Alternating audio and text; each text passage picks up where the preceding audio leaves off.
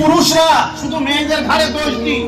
একটা মেয়ে যদি ওর স্বামী ছাড়া দেওয়ারের সঙ্গে না, ওর আপন ভাইয়ের সঙ্গে ফোনে কথা বলে, আর সেই পুরুষের যদি ম্যানিয়া থাকে, এই কাকে ফোন করলি দেখি, কাকে ফোন করলি, কত কৈফত। যদি চাচা তো ভাই হয় আর ই যদি মৌলবি হয়, ওই যে চাচা তো ভাইয়ের সঙ্গে বন্ধ খরচ, জ্ঞান জ্ঞান তুই কথা বললি, তুই জ্ঞান কথা বললি, জ্ঞান নিয়ে কত ঝগড়া ঝামেলা হয়। কিন্তু ও যে কত মহিলার সঙ্গে কথা বলে তার হিসাব নাই। তারাবি পড়াতে সেই হাফেজ সাহেব কত মহিলার সঙ্গে কথা বলছে, কি গল্প করছে, কোন মহিলার সঙ্গে হাফেজ সাহেবের স্ত্রী তো খোঁজ রাখে না।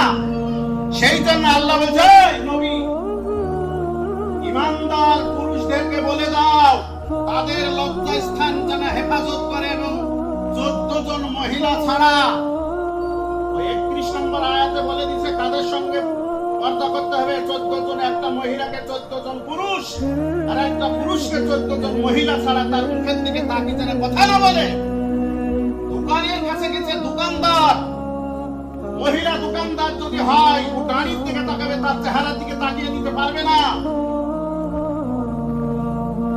এদিকে আমাদের সতর্ক থাকা দরকার।